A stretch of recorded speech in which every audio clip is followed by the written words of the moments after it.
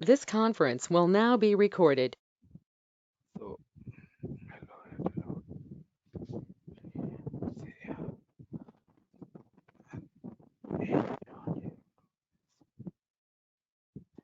तो today topic हमारा कि ऑटो स्केलिंग क्या है, लोड बैलेंसर क्या है। तो गाइस दोनों चीज मैं बता देता हूँ कि कि लोड बैलेंसर का एक्चुअली में यूज क्या है। कि सपोज करो कि आप लोगों ने एक सिंगल वेब सर्वर बनाया और अगर आपके इस वेब सर्वर यानी कि हर किसी की एक कैपेसिटी होती है। सपोज करो इस वेब सर्वर की कैपेसिटी है कि 1 लाख रिक्वेस्ट को ये क्या कर सकता है, एक्सेप्ट कर सकता है। ठीक है, this is your web server.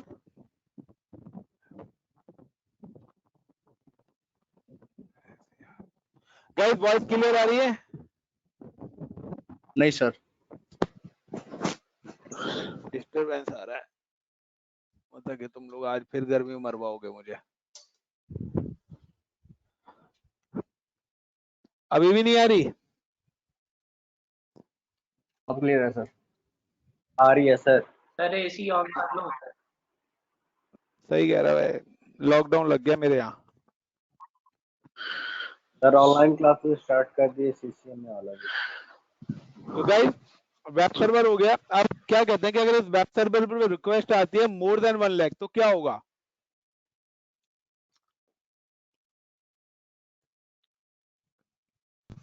Server not working properly. तो सर्वर वर्क नहीं करेगा और आपका सर्वर क्या कर जाएगा, रिस्पॉन्स देना बंद कर देगा, यानी कि क्रैश हो जाएगा। इस प्रॉब्लम को सॉर्ट आउट करने के लिए सॉल्यूशन लाया गया था लोड बैलेंसर। कंपनी ने क्या कहा कि अगर वो कहती है कि हम मल्टीपल सर्वर्स लगा दें। कंपनी ने 4 सर्वर खरीदे और उन चारों के चारों सर्वर्स को उन्होंने क्या करा, पर्टिकुलर एक लोड बैलेंसर के साथ कनेक्ट कर दिया।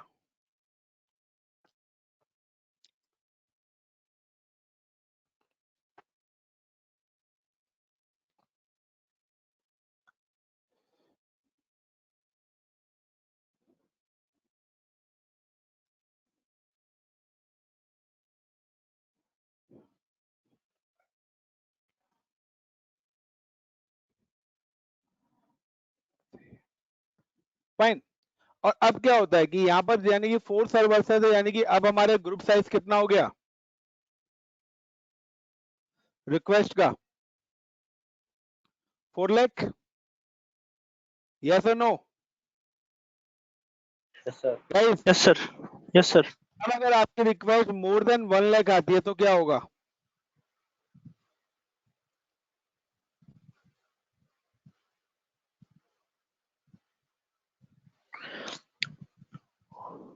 क्रैश करेगा या नहीं करेगा? नहीं करेगा। Got in my problem, Paramjit, Sanal, Ashutosh, Deepak, everyone? Yes sir. But guys यहाँ पर अब एक और प्रॉब्लम आ जाती है कि अगर आपको यहाँ पे कितने सर्वर्स खरीदने पड़े, 4। मैं कहता हूँ कि आपके एक सर्वर की कॉस्ट 5 लाख है, तो 4 सर्वर्स की कॉस्ट कितनी होगी? 20 लाख। यस और नो?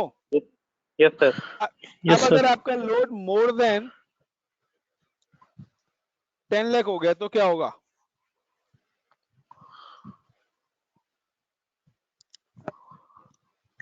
बताओ गाइस। सर वर्क नहीं करेगा ये वाला। सेम प्रॉब्लम हो गई। Yes sir. मैं कहता हूं कि कभी अगर आप लोगों ने ड्राइविंग करी होगी तो स्टेबल स्पीड स्टेबल रहती है? नहीं। 5 kilometre 10 kilometre.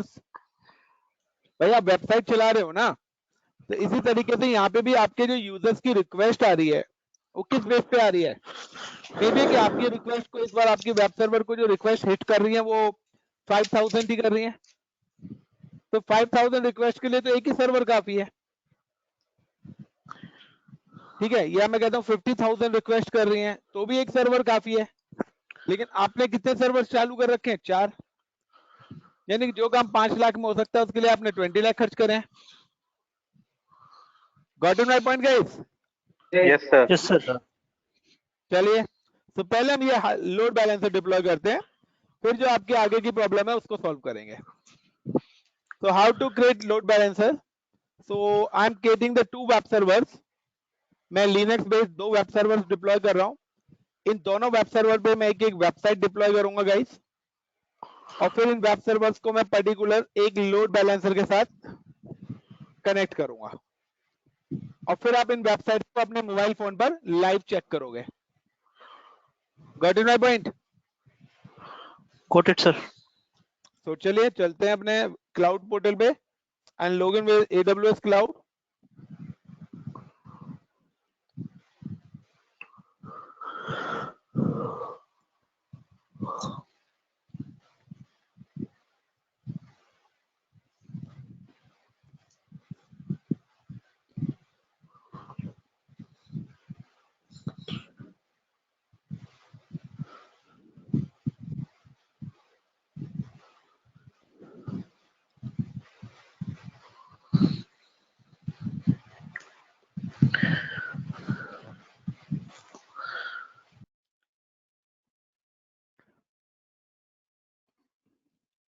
And I'm creating the 2 web server in 2 different ability zones and single region. So there's a no machine is running. 2 instances मेरे यहाँ already बने हुए हैं। So Maven and server 1. So मैं एक stop है, एक terminate है। So चलते हैं हम अपना click on instances and then click launch instance. And I'm using the Linux, Amazon Linux, same T2 micro, and VPC default ही मैं select कर रहा हूँ guys, and एक ही machine बना रहा हूँ, deploy this virtual machine ability zone 1A. Next and next select the security groups. So name दे देते हैं like web1. Configure security group and select the existing security groups. Review and launch and select the existing security group key pair. ये की pair हमने last class में बनाया था Linux CLI का। Then again I'm deploy the one more web server. This is web1 launch instance.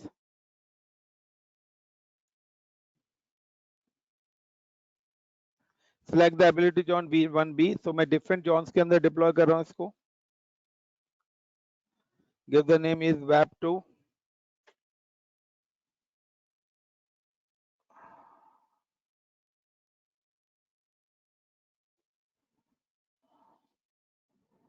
And login with both server. So you know कि putty के through हम लॉगिन करके इसको एक्सेस करेंगे। तो सभी को आता है पुट्टी के थ्रू लॉगिन होना। तो I am just select the web server public IP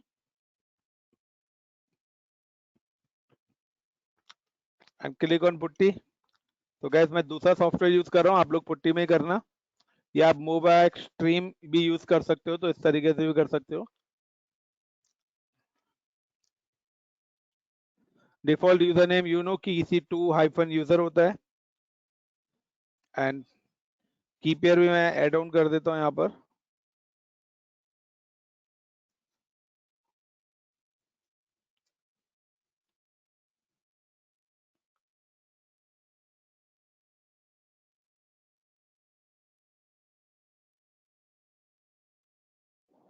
अबे यार,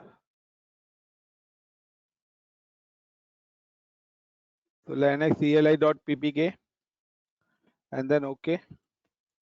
तो this is my first machine जो अभी ऑन हो रही है। I am just log in with another machine.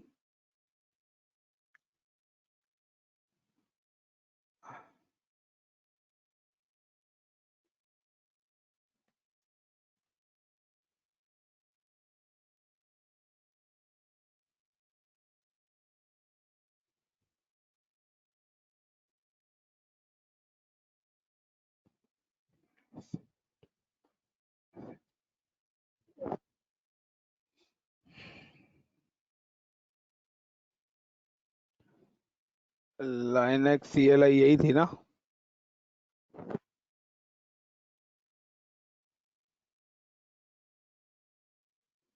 से हमारी मशीन लॉगिन हो गई, इसका सेशन चला नहीं। चलिए कोई नहीं, गलत दिया तो बता देता तभी।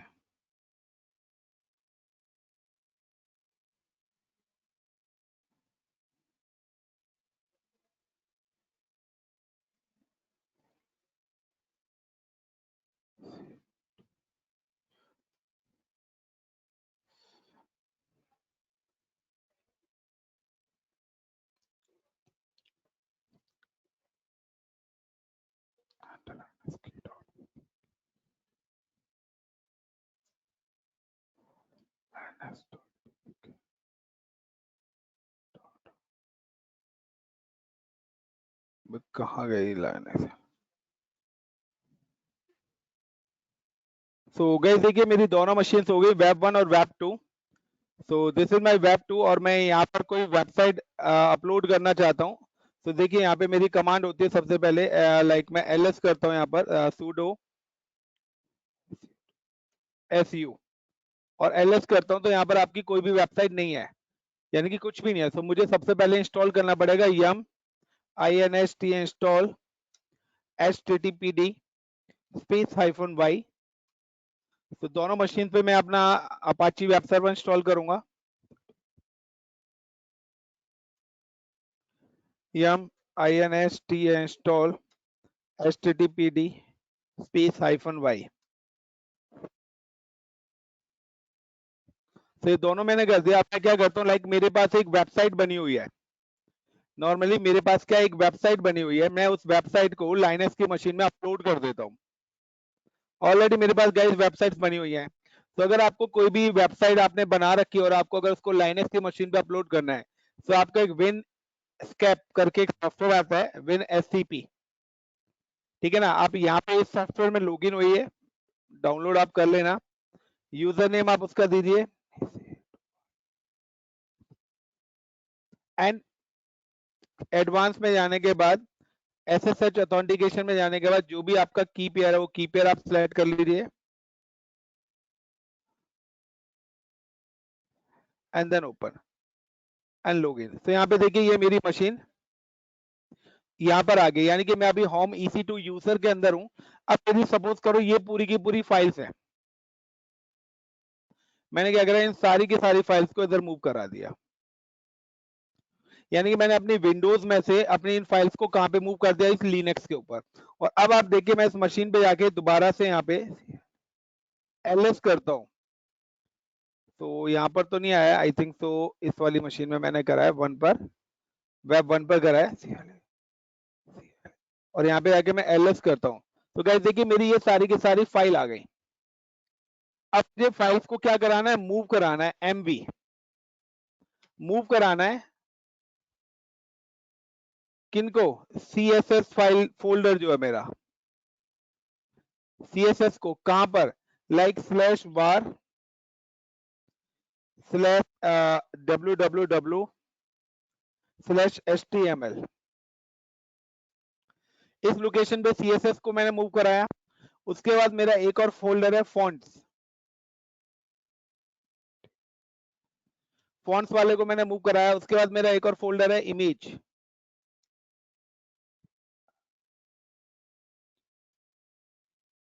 इमेज को मूव कराया। तो कैन नॉट स्टार्ट इमेजेस, तो इमेजेस है, तो इमेजेस ले लेता हूं मैं यहाँ पे, लाइक in index.html फाइल ले लेता हूँ, और मेरी JS फाइल है, JS फाइल ले लेता हूँ, और मेरी एक लाइसेंस फाइल है, लाइसेंस फाइल भी मैं ले लेता हूँ, और इंटर। इन सारी फाइल्स को मैंने मूव करा दिया। सो यानी कि आप देखिए कि मैं अगर cd/var/www/html डायरेक्टरी के अंदर जाता हूँ और यहाँ पे ls करता हूँ, तो मेरी यहाँ पर एक वेबसाइट पूरी की पूरी जो भी वेबसाइट की थी सारी फाइल्स आ गई। यानी कि अगर आपने कोई वेबसाइट अपनी डेवलपर ने कोई बनाई हुई है, तो उसको लाइनक्स पे आप कैसे मूव करोगे। और अब मैं अगर यहाँ पे आके देखता हूँ, तो like SYSTEM system CTL restart RESTART restart HTTPD service को मैंने रिस्टार्ट कर दिया। और अब मैं अगर देखता हूँ इस वेबसाइट को, तो ये मेरी वेबसाइट अगर सही बनी होगी तो मेरी ये वेबसाइट ओपन होनी चाहिए। तो गाइस देखिए ये मेरी एक प्रॉपर वेबसाइट मैंने यहाँ पे क्या कर दी, डिप्लॉय कर दी। Is it clear everyone? Please check, आपके मोबाइल फोन पे खुल रही है क्या? Paste in URL। तो ये मैंने वेबसाइट लाइनक्स पे डिप्लॉय करी है गाइस। प्लीज इस आईपी को अपने URL में ऐड ऑन करिए और बताइए क्या वेबसाइट ओपन हो रही है? 13.127.148.46 हो रही है सर। चलिए मैं एक और वेबसाइट बनाता हूं अपनी दूसरी मशीन पे, क्योंकि I am using the 2 web servers. तो चलिए मैं एक और वेबसाइट डाउनलोड करता हूं पहले गूगल से। So I am go to Google and Google पे मैं जाता हूं like DOWN download CSS HTML template free. तो यहाँ इतनी सारी वेबसाइट्स ऑलरेडी बनी हुई हैं format.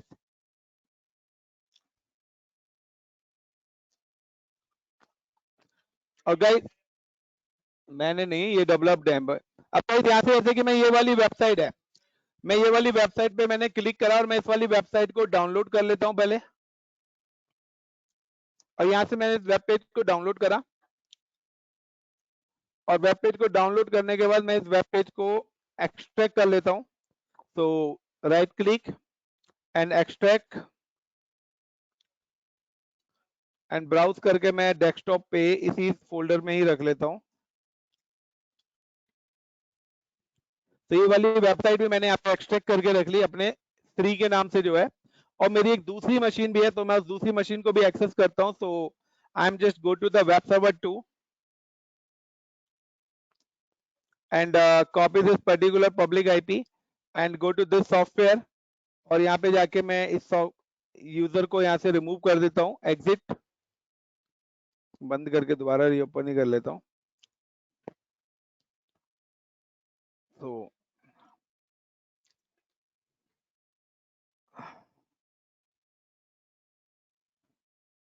and paste this URL and username is EC2-user। या आप डायरेक्ट बना भी सकते हो अपना वेब पेज। आप चाहो तो या तो डायरेक्ट आप अपनी वेबसाइट वहीं पर ही index.html जैसा मैंने लास्ट क्लास में बताया था, या आपके पास कोई बनी हुई वेबसाइट तो आप पूरी की पूरी वेबसाइट को अपलोड कैसे करोगे? विंडोज पे भी करना है तो वहां पे आप www रूट के अंदर जाके पेस्ट कर दीजिए वेबसाइट को। तो select and click on authentication, browse and Linux CLI PPK, open, login, yes. और जो मेरी वेबसाइट थी मैं देखता हूँ मेरी दूसरी वेबसाइट इस फोल्डर के अंदर है। So I am just click on desktop and desktop पे न्यू फोल्डर में श्री नाम की वेबसाइट है और मैं ये सारे वेब पेजेस उठा के मूव कर देता हूँ होम डायरेक्टरी के अंदर। और अब मैं अगर अपने इस वाले उस पे होम डायरेक्टरी के अंदर आता हूँ, लाइक इसके अंदर LS करता हूँ यहाँ पर, तो देखिए ये नहीं, अब मैं यहाँ से मूव कर देता हूँ इन सारी डायरेक्टरीज को। कहाँ पर? Like CSS icon,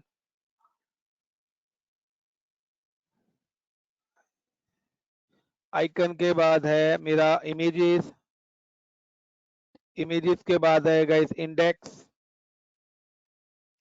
and JS। मैं इन सारी की सारी फाइल्स को मूव कर देता हूँ किस जगह पर?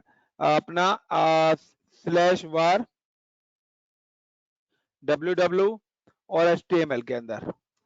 और उसके बाद मैं CD करके var CD/var www और HTML डायरेक्टरी के अंदर जाके LS करता हूँ। तो आप देखिए कि मेरी यहाँ पे वेबसाइट आ गया SYSTEM system CTL restart HTTPD। और आप देखिए गाइस आप इस वाले आईपी को भी यूज करिए तो आपकी सेकंड वेबसाइट भी यहाँ पे लाइव हो जाएगी। तो this is my 2 web servers and दोनों वेब सर्वर्स पर एक वेबसाइट हमारी ये चल रही है और दूसरी वेबसाइट मैंने ये यहाँ पर डिप्लॉय करी है वेब सर्वर 2 पर। होल्ड करना guys.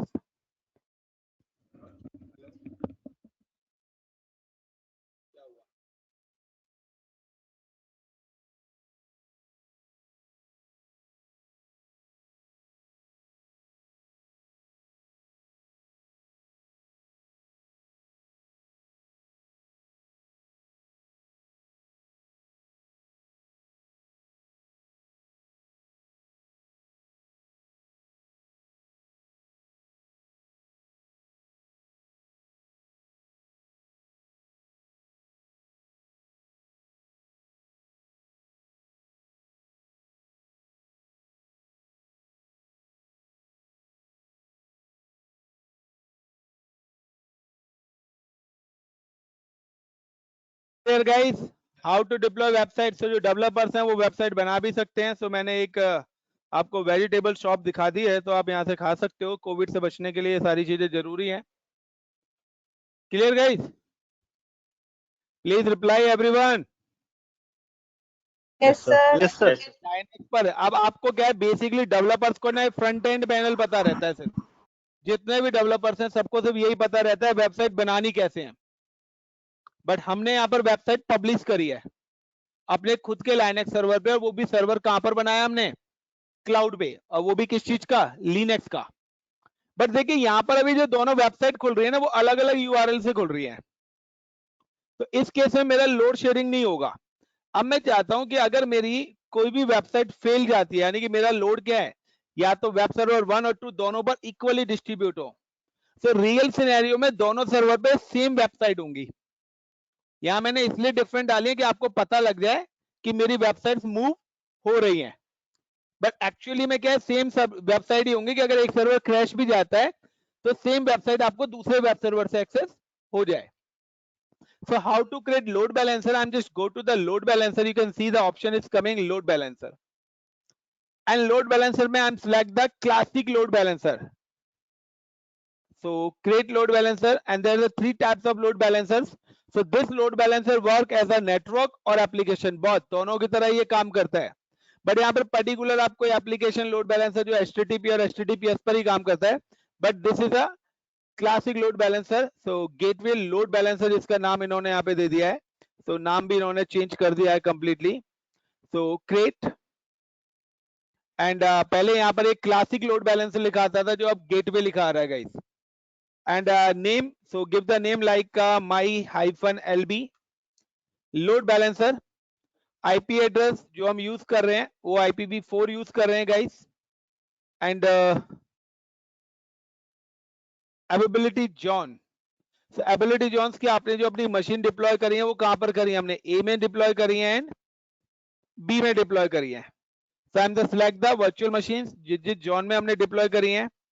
Next target group. So target group की बात करें तो मैं यहाँ पे टारगेट ग्रुप बना लेता हूँ myTG1, यानी कि आपकी जो मशीन्स हैं वो आईपी के बेस पर आपके पास रिक्वेस्ट आए या इंस्टेंसेस। तो मैं कहता हूं मैंने जो सर्वर्स बनाए मेरी रिक्वेस्ट उस पर आए।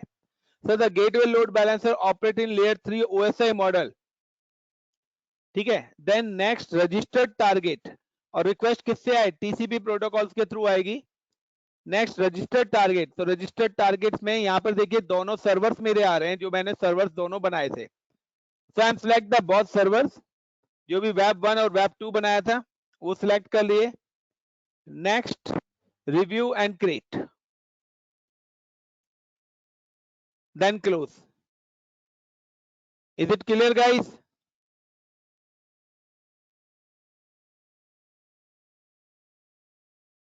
Everyone? Yes sir. Yes sir. या अगर आपको एक और लोड बैलेंसर बनाना है तो आप एप्लीकेशन लोड बैलेंसर भी डिप्लॉय कर सकते हैं। तो क्रिएट लोड बैलेंसर सेम है कि आपको 2 टाइप्स के हैं कि एक विद इन ऑर्गेनाइजेशन चले तो इंटरनल हो जाता है, और अदर ऑर्गेनाइजेशन पे चले तो इंटरनेट फेसिंग हो जाता है।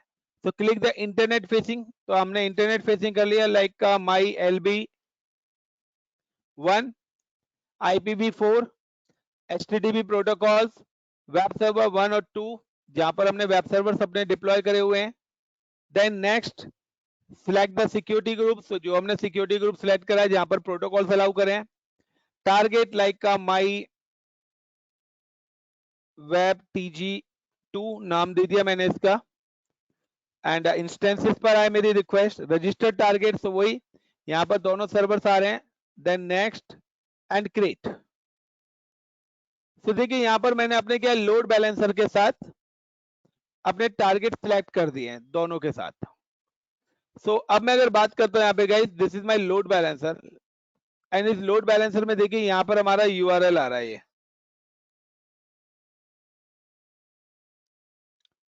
दिस इज ARN, और मैं इसको क्लिक करके और यहाँ पर पेस्ट करता हूँ। Wait wait wait wait wait wait, change ही कर दिया इन्होंने पूरा।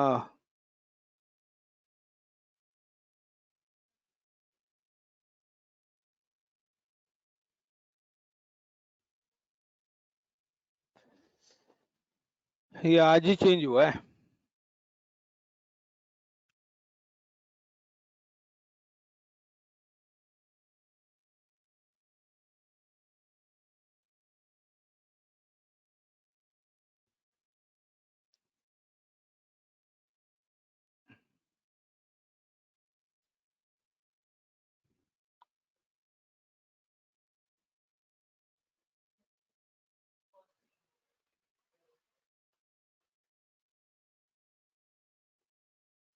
स्टेट तो एक्टिव आ गया ना।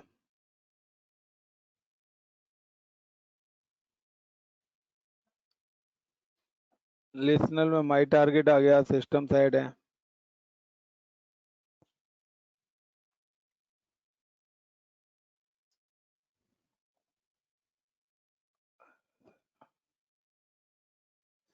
एक मिनट रुकना गाइस, मैं एक्टिव अप्रोवाइजिंग, तो मैं इस वाले को डिलीट कर देता हूँ। मैंने एक्चुअली दोनों एक ही लोड बैलेंसर से सिलेक्ट कर लिया। तो ये हमारा एक्टिव स्टेट में आ रहा है, इसका डीएनएस नेम नहीं आया अभी तक। यार इन्होंने ना ऑटो स्केलिंग वाला ही फीचर दे दिया, नॉर्मल लोड बैलेंसर हटा ही दिया है।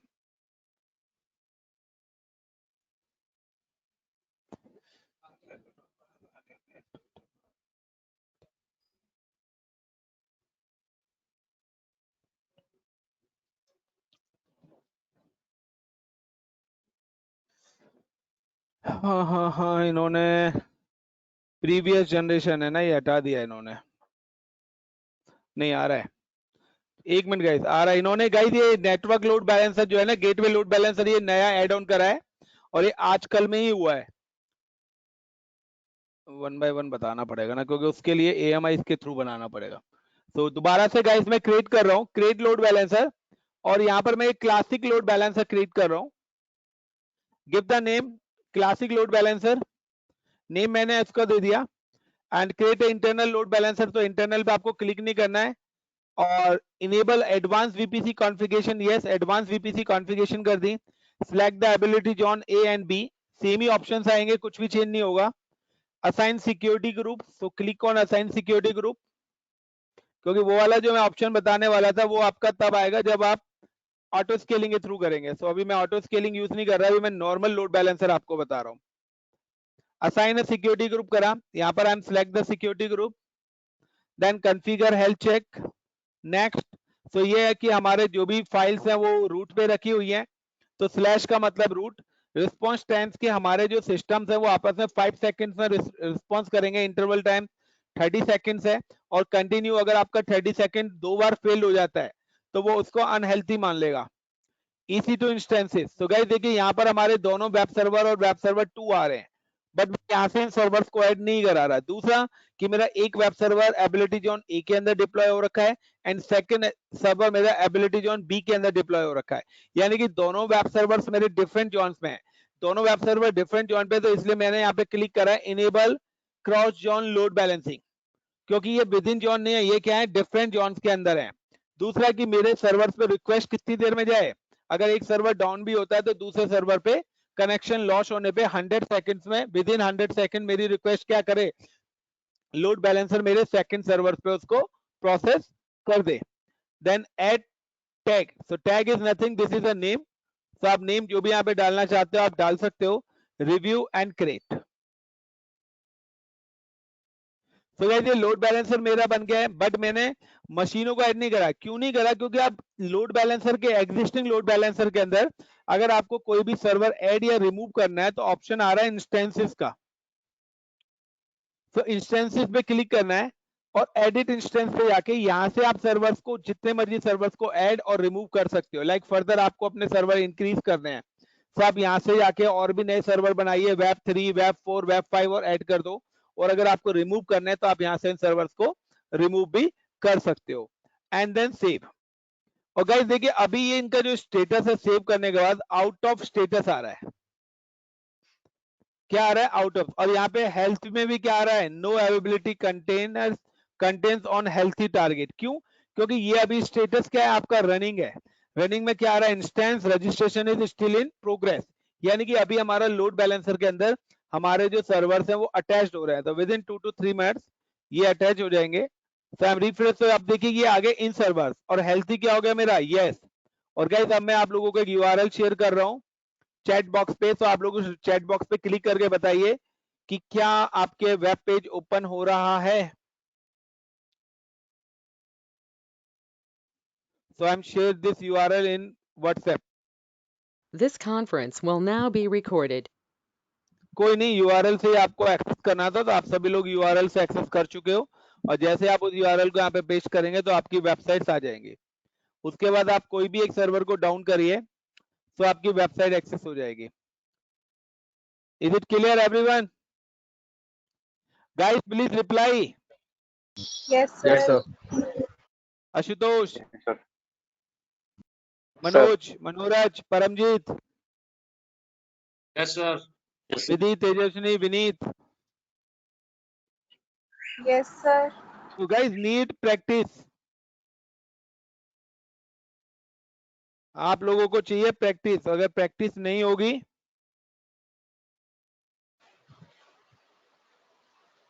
तो आप कर ही नहीं पाओगे।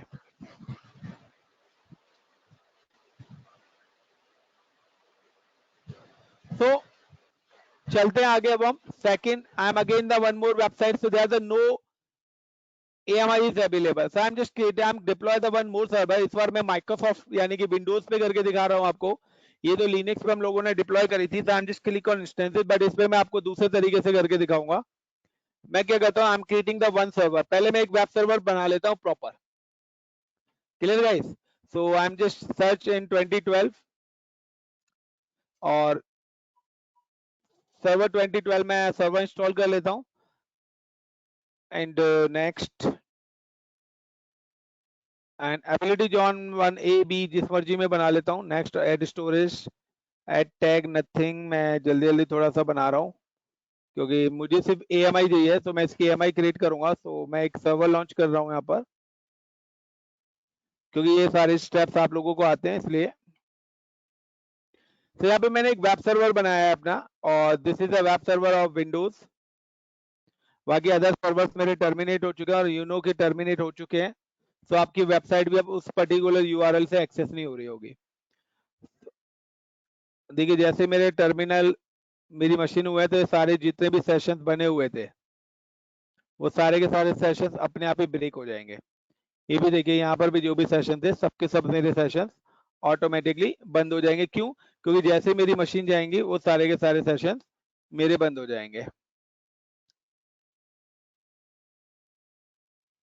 तो मैंने मशीन ही बंद कर दी है तो डेफिनेटली कि ये चलेंगे ही नहीं। तो देखिए अब इंटरेस्टिंग टॉपिक मैं आपको बताने जा रहा हूँ, और फिर आप बताना कि कौन सा लोड बैलेंसर यूज करने में ज्यादा बेनिफिट है।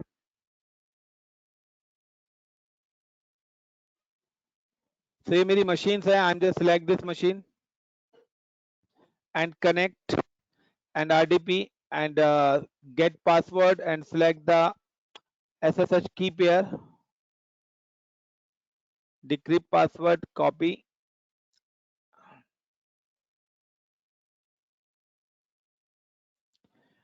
गए थोड़ा कोर्स में फास्ट ट्रैक में इसलिए ले रहा हूँ क्योंकि कोविड लॉकडाउन लग चुका है दिल्ली में, तो 3 डेज का।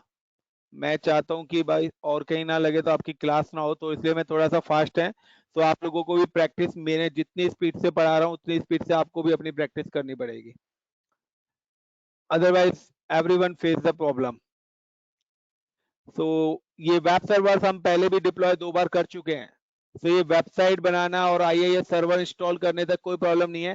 सिर्फ नई चीज आज हमने पढ़ी है कि हमने एक लोड बैलेंसर बनाया है, और उस पर्टिकुलर लोड बैलेंसर पे हमने अपने वेब सर्वर जो भी बनाए थे वो सारे के सारे वेब सर्वर डिप्लॉय करे हैं।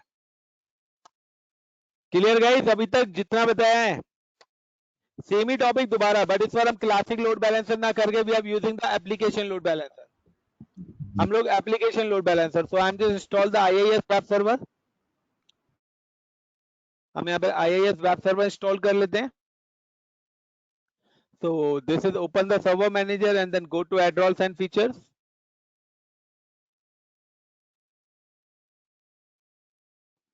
Next, next, next, and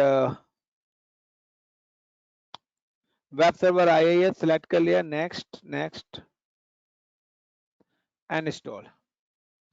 और जब तक ये मेरा इंस्टॉल होता है मैं क्या करता हूँ, मेरी एक वेबसाइट है, मैं उस वेबसाइट को कॉपी कर लेता हूँ एंड न्यू फोल्डर, इसके अंदर ये मेरी वेबसाइट है श्री नाम की, मैं इसको कॉपी कर लेता हूँ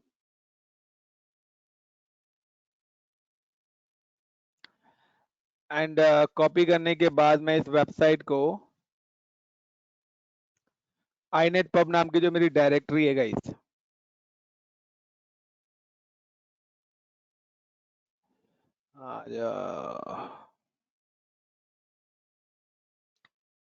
इस डायरेक्टरी के अंदर www रूट के अंदर यहाँ पे मैं पेस्ट कर देता हूँ।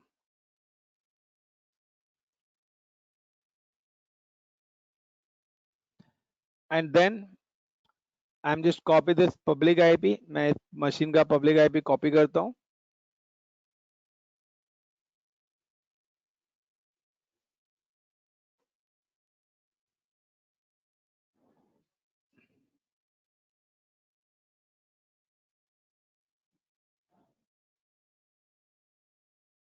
तो देखिए मेरी वही वेबसाइट विंडोज पे भी पब्लिश हो गई। इज इट क्लियर इतना गाइस, अभी तक क्लियर है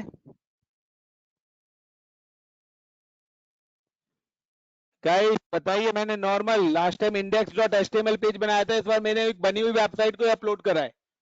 तो लाइक Yes, आपका कोई कॉलेज का प्रोजेक्ट है तो कॉलेज के प्रोजेक्ट में यही है कि आपने अपनी कोई भी वेबसाइट बनाई है, आप कैसे उसको डिप्लॉय करोगे, विदाउट लोड बैलेंसर करना चाहते हो, विद लोड बैलेंसर करना चाहते हो, दोनों ऑप्शन से। लास्ट टाइम हमने विदाउट लोड बैलेंसर करी थी, इस बार हमने विद लोड बैलेंसर करी थी, लेकिन अब मैं जो वेबसाइट पब्लिश कर रहा हूँ with load balancer with auto scaling करूंगा। तो मैं यहाँ पे इस मशीन का पासवर्ड भी चेंज कर देता हूँ पहले से। I am just go to the run menu, cmd and change the password like a net space user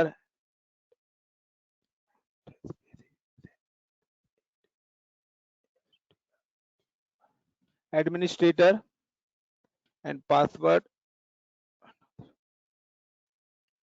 and मैं यहाँ पे अब क्या करता हूँ, जस्ट क्रिएट द AMI।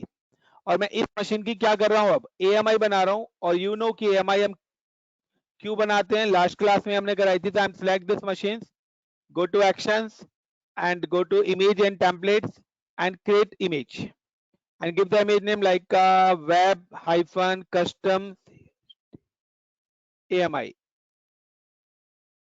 ये मैंने अपनी AMI का नाम दे दिया, यहाँ पे कस्टम AMI बना रहा हूँ and create.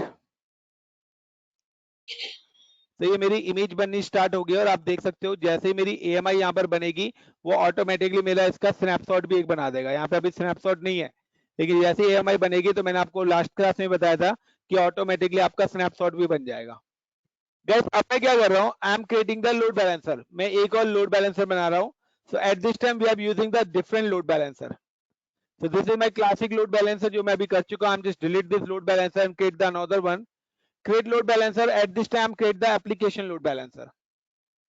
So click on create. Give the load balancer name like my app hyphen LB. और इंटरनेट फेसिंग का मतलब है कि when you select the internet facing तभी आप वर्ल्ड वाइड एक्सेस कर पाओगे, लेकिन अगर आप with in a LAN access करना चाहते हो तो you can select the internal. So the basically there the load balancer is two types, one is public and one is private. The internal means this is your private load balancer, or internet facing means it is your public load balancer. So then select the by request comes from HTTP protocols. Ability zones, I'm select the my virtual servers deploy in ability zone A and ability zone B. मैं चाहता हूं कि मेरे जो servers हैं वो A और B के अंदर डिप्लॉय हों। Then next configure security group. Next I'm select the existing security group. Then next target group, so I'm just select the my target. So existing target group भी मैं select कर लेता हूँ like my web page 2 जो last time मैंने बनाया था वही टारगेट का नाम मैंने select कर लिया। आप चाहो तो न्यू भी क्रिएट कर सकते हो। एंड रजिस्टर्ड टारगेट्स,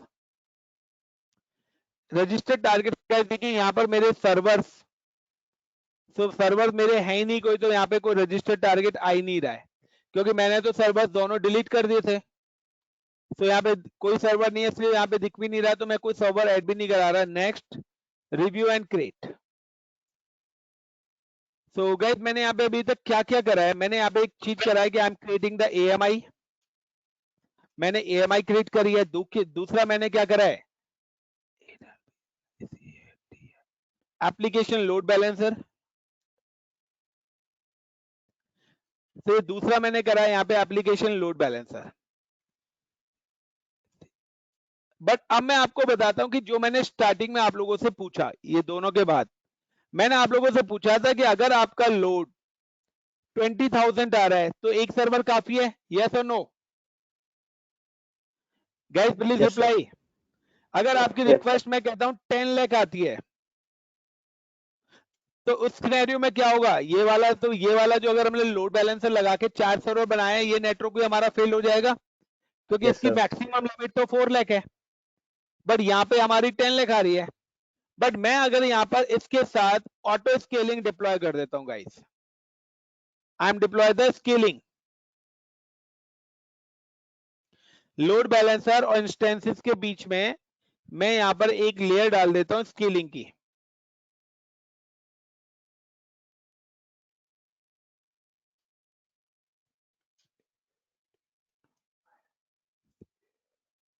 और ऑटो स्केलिंग के अंदर रूल बना देता हूं कि when the CPU utilization greater than 80%,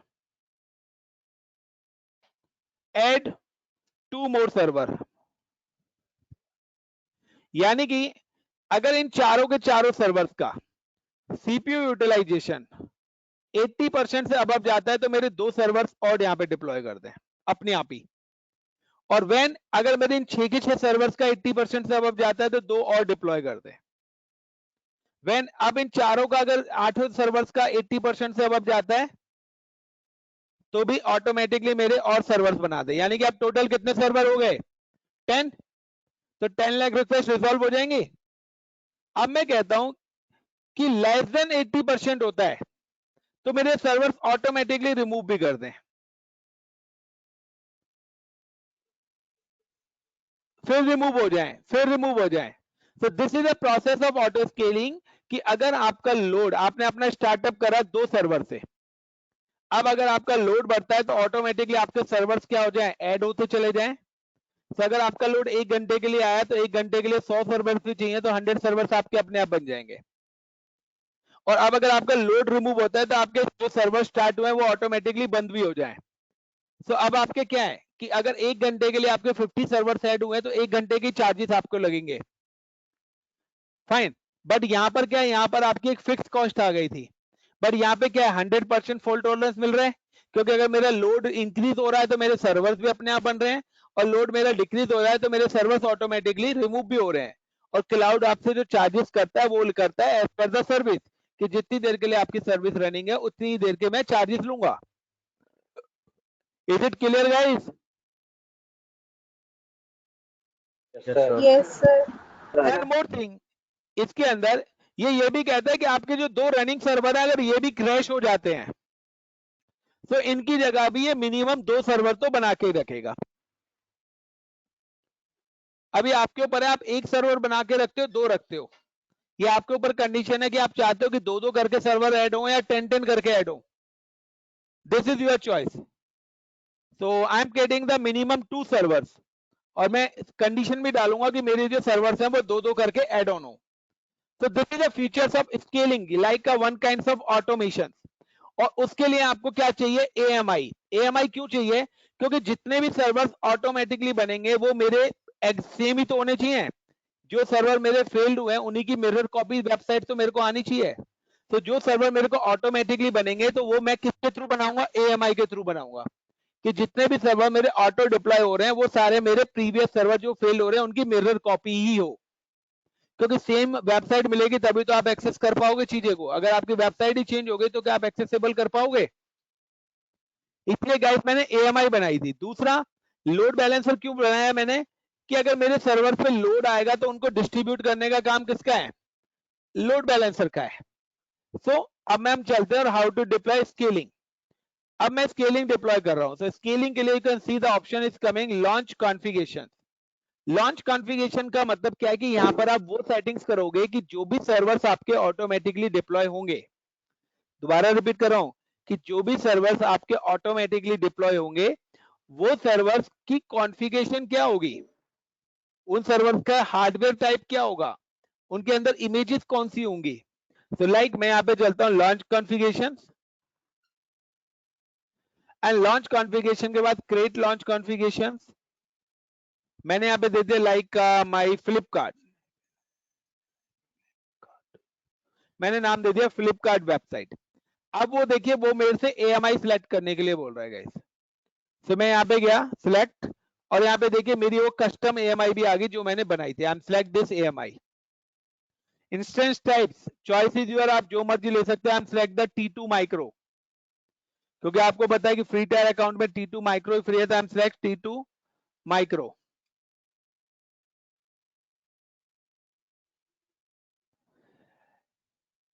उसके बाद आपके पास आ रहा है स्टोरेज, सेम ही ले रहे हैं। सिक्योरिटी ग्रुप, तो एग्जिस्टिंग सिक्योरिटी ग्रुप हमने बनाया हुआ है वही सिलेक्ट कर लेते हैं।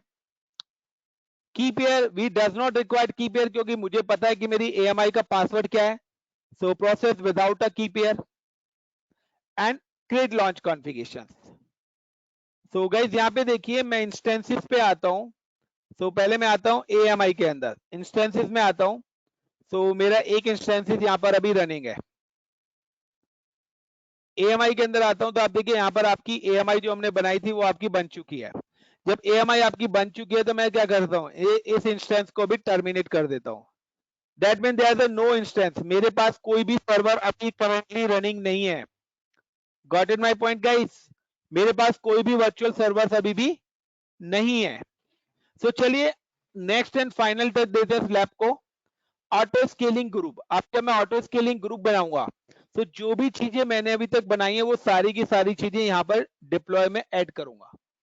तो click on auto scaling group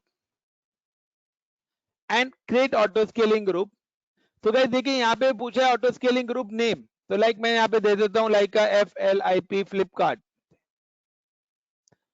and launch template. तो कोई टेम्पलेट से नहीं, हमने अपनी कॉन्फ़िगरेशन बनाई हुई है। So switch to launch configuration, और हमने जो कॉन्फ़िगरेशन बनाई थी फ्लिपकार्ट वेबसाइट के नाम से अभी उसको सिलेक्ट कर लिया, और वो बता रहा है कि फ्लिपकार्ट का आपने नाम दिया है, उसके अंदर ये AMI ऐड ऑन करी है, T2 माइक्रो आपने हार्डवेयर सिलेक्ट करा है, ये सिक्योरिटी ग्रुप सिलेक्ट करा है, की पेयर हमने कोई भी दिया ही नहीं था लॉन्च कॉन्फ़िगरेशन के अंदर। देन नेक्स्ट वो पूछा है कि आपके जो ऑटोमेटिकली सर्वर बनेंगे वो आप कहां पर बनाना चाहते हो। तो या तो आप अपना VPC या डिफॉल्ट, मैं कहता हूं डिफॉल्ट VPC बने और एबिलिटी जोन A और एबिलिटी जोन B, यानी कि जितने भी सर्वर्स बने वो मेरे A और B के अंदर हो, क्योंकि C मेरा फ्री टायर एलिजिबल है ही नहीं फ्री टायर अकाउंट पर। नेक्स्ट, अब वो मेरे से पूछा कि आप लोड बैलेंसर अटैच करना चाहते हो लोड शेयरिंग के लिए। मैं चाहता हूं कि हाँ डेफिनेटली मैं लोड बैलेंसर चाहता हूं। तो अटैच एग्जिस्टिंग लोड बैलेंसर, कौन सा लोड बैलेंसर है, fine. So classic load balancer है या आपका अदर एप्लीकेशन लोड बैलेंसर है। So I am just select the application load balancer, जिसका नाम मैंने माई वेब TG2 ये दिया था टारगेट ग्रुप के अंदर नेम। तो मैंने यहाँ पे लोड बैलेंसर भी सिलेक्ट कर लिया, elastic load balancer health check के लिए 100 सेकेंड्स में दे देता हूं। उसके बाद गाइस मॉनिटरिंग मैं नहीं ले रहा। नेक्स्ट, यहाँ पे आ रहा है डिजायर कैपेसिटी कि आपकी मिनिमम कितने सर्वर रहे, 2, यानी कि मिनिमम 2 तो रहेंगे रहेंगे,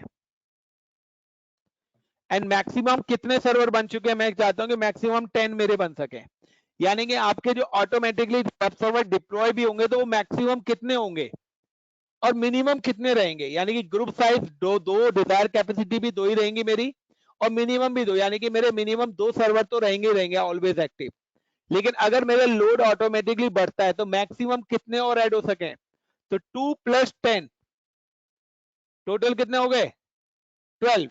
तो अगर आप यहाँ पे 100 कर देंगे तो आपके 100 यानी कि 1-1 लाख के 100 भी होंगे, ठीक है ना। तो अगर आप 1-1 लाख रुपए सॉरी 1-1 लाख रिक्वेस्ट कि अगर आपके 100 सर्वर्स भी हैं तो 1 करोड़ तक की रिक्वेस्ट को मैनेज कर सकते हैं।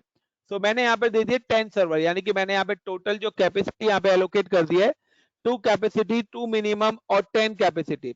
स्केलिंग पॉलिसीज अगर आप देना चाहते हो दे दो, अगर नहीं देना चाहते हो मत, बट मैं यहाँ पे स्केलिंग पॉलिसी भी दे देता हूँ कि टारगेट ट्रैकिंग पॉलिसी है कि when the CPU utilisation is, मैं कह देता हूं कि मेरा 90%, अगर मेरे दोनों सर्वर्स का सीपीयू यूटिलाइजेशन कितना हो जाए 99%, तो विद इन 100 सेकेंड्स मेरी मशीन्स क्या हो जाए, ऐड हो जाए, यानी कि मेरी 2 और मशीन्स ऑटोमेटिकली आ जाए, यानी कि अब 2 की जगह कितनी मशीन हो जाएंगी, 4 मशीन्स हो जाएंगी, और उन पर भी सेम ही वेबसाइट आनी चाहिए जो हमने डिप्लॉय करी थी।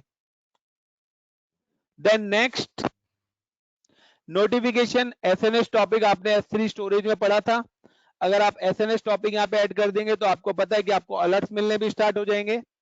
Then next and create.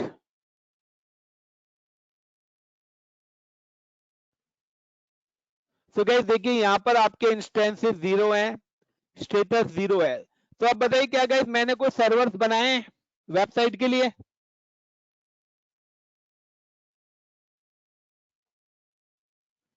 Gurmeet, yes sir.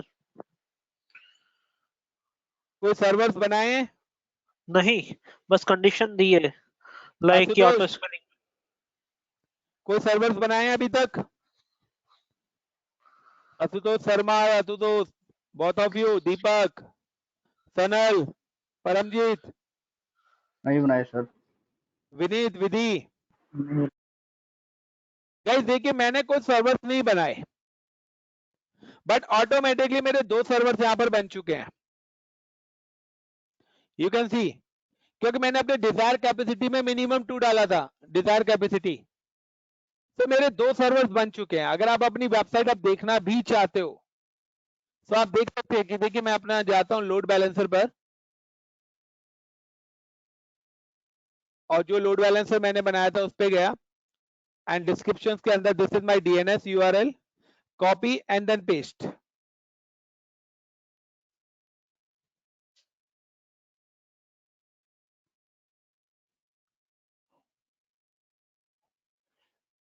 तो अभी मेरे सर्वर जैसे रनिंग में आ जाएंगे विद इन, क्योंकि मिनिमम 4 मिनट तो वो लेता ही है सर्वर्स को अप होने में। तो आप देखेंगे यहाँ पर आपके वो जो वेबसाइट हमने बनाई है AMI के थ्रू, वो वेबसाइट ऑटोमेटिकली यहाँ पे डिप्लॉय अभी हो जाएगी। ये क्या हुआ, इंटरनल माई ऐप क्या हुआ है? My app LB internal load balancer बना दिया था क्या मैंने? यस सर, इंटरनल बनाया सर। चलिए गाइस मैं इसको पब्लिकली लेता हूँ क्योंकि इंटरनल तो इंटरनेट पे जाएगा ही नहीं। सो मैं इसको डिलीट करता हूँ, डिलीट एंड दोबारा से डिप्लॉय कर लेता हूँ, create load balancer and application, और मैं पब्लिक बना लेता हूँ इसको, internet facing and LB21 and HTTP next, wait, application load balancer name दिया मैंने LB2, internet facing ability zones A and B, next configure security settings, security groups, next routing policies, यहाँ पे existing मैं target group select कर लेता हूँ यहाँ पर, next register target, next and create, then this is my DNS IP, copy and paste। so मुझे scaling भी डिलीट करनी पड़ेगी दोबारा से। तो चलते हैं launch configuration, auto scaling group, and auto scaling group के अंदर जाके गाइस मैं यहाँ से डिलीट कर देता हूँ एक बार, एंड दोबारा से create auto scaling group, scaling नाम लाइक मैं दे देता हूँ ASD1, लॉन्च कॉन्फ़िगरेशन जो हम लोगों ने लॉन्च कॉन्फ़िगरेशन बनाई थी, select this launch configuration, then next VPC, select the ability zone A, ability zone B, next attach existing load balancer and select the load balancer type, यहाँ पे तो नाम ही नहीं आ रहा, यही था शायद my web TG2 ELB। Next, desired capacity 2 of 2 कर देते हैं, या आप 3 of 3 भी कर सकते हो, choice is your. And target tracking scaling policy is like 90%, 95 दे देते हैं। 100 seconds। Next next next, review and create. तो ये देखिए, मैंने जैसे स्केलिंग डिलीट करी थी ना, तो जो मेरे सर्वर्स पहले बने थे वो सर्वर्स दोनों बंद, अपने आप ही ऑटोमेटिकली ना बंद भी हो जाएंगे, रिमूव हो जाएंगे।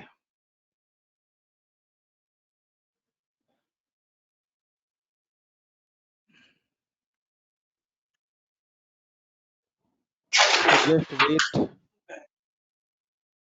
गाइस, क्लियर है या प्रॉब्लम है?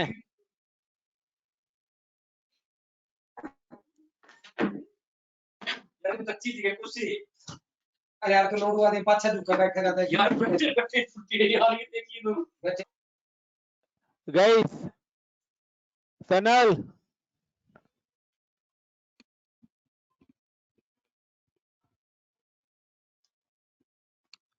सनल बताओगे? वीडियो देखनी पड़ेगी। यस सर, अभी तक सारा तो नहीं, बट वीडियो देखनी पड़ेगी, मुझे स्टेप्स याद रखने ये पड़ेंगे। देखो, वीडियो तो देखनी पड़ेगी, वीडियो तो आप लोगों को देखनी पड़ेगी। तो गाइस देखिए, यहाँ पर 3 सर्वर्स हो गए, क्योंकि 2 मैंने डिलीट करे थे, तो 2 तो अभी अपने आप रिमूव हो ही जाएंगे। तो देखिए टोटल 4 हो गए, क्योंकि एक स्केलिंग अब डिलीट हो रही है, तो 2 सर्वर तो पुराने वाले थे, 2 सर्वर नए के आए हैं, तो 4 यहाँ पर आ गए। अब हमें सिर्फ इसको सर्वर का आउटपुट अगर देखना है तो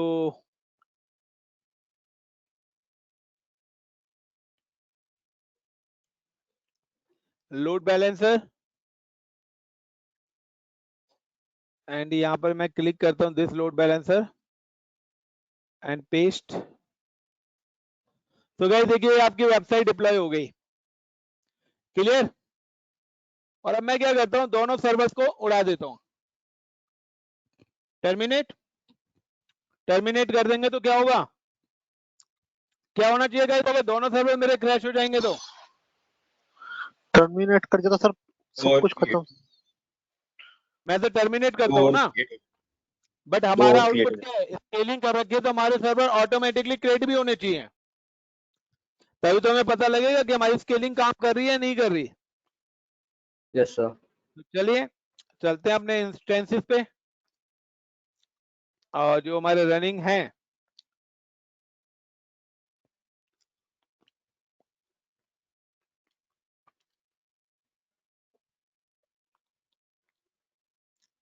इन सबको टर्मिनेट ही कर देते हैं।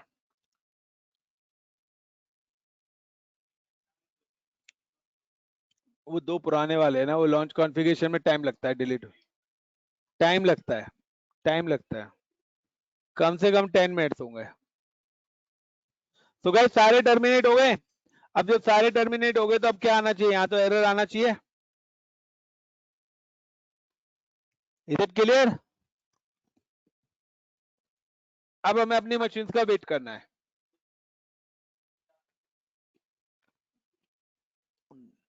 दो मिनट मैक्सिमम। तो जो मशीन का वेट करेंगे तो हमारी मशीन ऑटोमेटिकली आपको डिप्लॉय होनी चाहिए, तभी तो हमारे स्केलिंग का बेनिफिट होगा। इतनी भी जल्दी नहीं भाई, करो ना, लैब बनने में भी टाइम लगता है।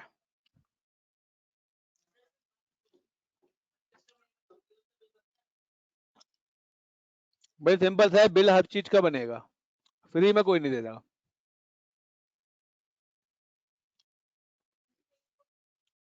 फ्री टायर में कोई बिल नहीं बनेगा, क्योंकि तुम स्टूडेंट्स हो, कौन सा पे करने वाले हो। तो गाइस देखते हैं, चलिए यहाँ पे मैं रिफ्रेश करता हूँ और देखता हूँ कि हमारे सर्वर बनने स्टार्ट हुए या नहीं हुए। तो लेट्स सी। तो ये देखिए आप यहाँ पे, अभी हमारा सर्वर आया नहीं है,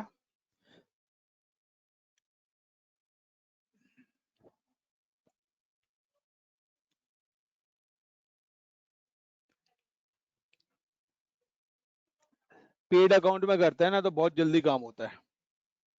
पेड सर्विस जो है ना इसकी, उसमें तो और भी फास्ट है।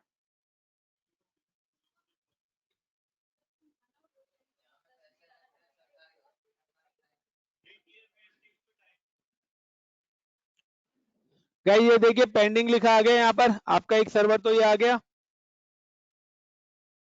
गाइस, तो 2 मिनट के आसपास ही लगा है। Is it clear guys? पहला सर्वर आपका आ गया, यस सर। अभी दूसरा भी आ ही जाएगा घूमते फिरते 1 बाय 1। इनिशियलाइज स्टेट में अभी वेबसाइट एरर दे रही है, जस्ट रिफ्रेश करना है हमें और कुछ नहीं करना और आपकी वेबसाइट अपने आप लाइव हो जाएगी। क्योंकि हमने अपना जो बैकबोन बनाया है वो बनाया है इसी तरीके से है कि हमारे सर्वर का लोड भी इंक्रीज होता है, सर्वर क्रैश भी होते हैं तो भी हमारी सर्विस एक्सेसिबल है, जो कि फिजिकल नेटवर्क में पॉसिबिलिटी नहीं है। फिजिकल इंफ्रास्ट्रक्चर में ये चीज पॉसिबिलिटी नहीं है, क्योंकि इतनी देर में आपको पहली बात तो लोड आपका आ गया 20 लाख, तो आप नेहरू प्लेस में घूम रहे होंगे सर्वर खरीदने में, रात को 2 बजे आया लोड, ठीक है ना, ही आप विद इन 5 मिनट 2 मिनट्स में सर्वर को ऑन कर पाओगे, क्योंकि सर्वर ऑन होने में भी कम से कम नहीं तो 10 मिनट्स ले जाता है।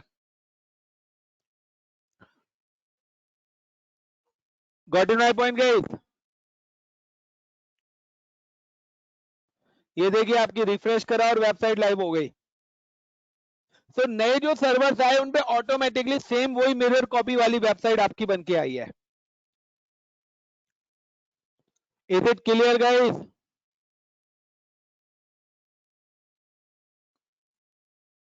हेलो,